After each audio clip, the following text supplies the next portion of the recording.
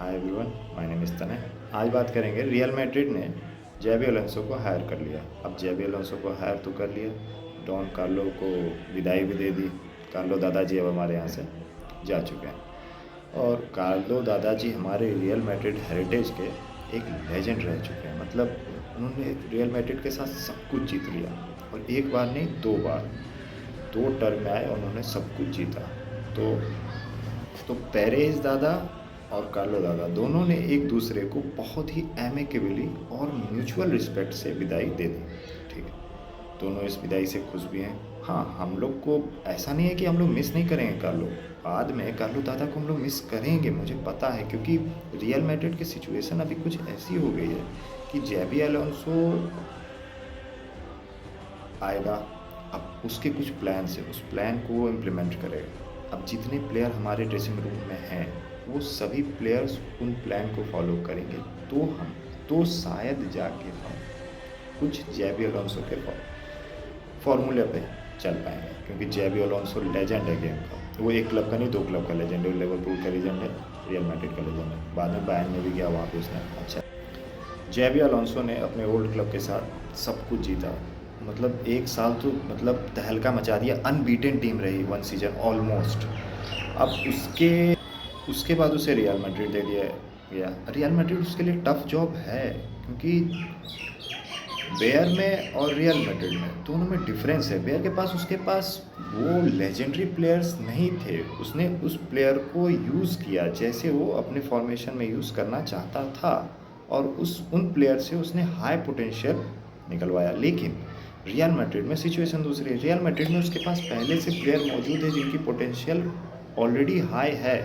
आपको यूज़ कैसे करना है उन्हें, वो आपको भी शो करना है और उन प्लेयर्स को भी दिखाना पड़ेगा रियल मैड्रिड में कि वो जेबी अलोंसो के प्लान पर कितने कारगर बैठ पाते हैं या नहीं। जैसे 2 नई साइनिंग रियल मैड्रिड ने की, ट्रेंट और डीन हॉइसन और ट्रेंट अलेक्जेंडर दोनों बेहतरीन प्लेयर हैं। अब ये दोनों तो आएंगे टीम में, पहले से टीम है काफ़ी स्ट्रॉन्ग है, फॉरवर्ड्स भरे पड़े हैं हमारे पास, फॉरवर्ड्स की कमी नहीं है। अब दिक्कत आ रही है रॉड्रिगो का सिचुएशन मुझे तो नहीं समझ लगती है। रॉड्रिगो इज़ अमेजिंग प्लेयर, मतलब गॉड गिफ्टेड टैलेंट है, once in a generation talent है, ऐसा टैलेंट नहीं मिलता है। लेकिन जो प्लेइंग स्टाइल है जेबी अलोंसो का, उसमें आर्दा गुलर कहीं ना कहीं थोड़े से ज़्यादा फिट बैठेंगे।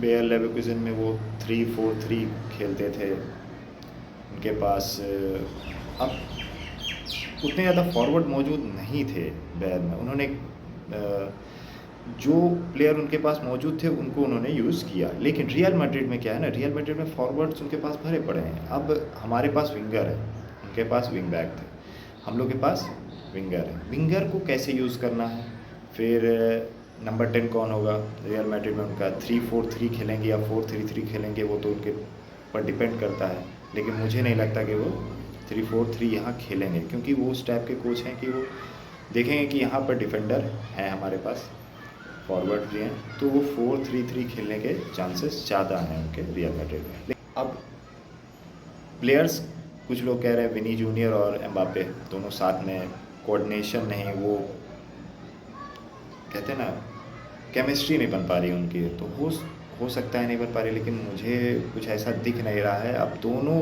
को कुछ अलग तरीका देना होगा कि आपको ये करना है, आपको ये करना है। देखो, आप विनी से या एम्बापे से ट्रैक बैक नहीं करवा सकते, वो उस टाइप के प्लेयर नहीं है जो ट्रैक बैक करेंगे। हाँ, फुटबॉल चेंज हो रहा विद टाइम, फुटबॉल इवॉल्व हुआ है, लेकिन विनी और एम्बापे ट्रैक बैक नहीं करेंगे। तो उनके लिए आपको पीछे कुछ ऐसे मिडफील्डर देने पड़ेंगे जो कि ट्रैक बैक करते हैं, ठीक, और फिर से उस ट्रैक पे आना जिस ट्रैक पे हम लोग जीतते आ रहे थे। लेकिन कुछ मेहनत तो करनी होगी। अब देखना है कि जेबी अलोंसो ज़्यादा मेहनत करते हैं या रियल मैड्रिड के प्लेयर्स। जैसे जैसे मैच होता जाएगा, फुटबॉल की न्यूज़ आती जाएगी, मैं आपसे जुड़ता जाऊँगा। चैनल सब्सक्राइब करें और अगर वीडियो पसंद आया तो लाइक करें।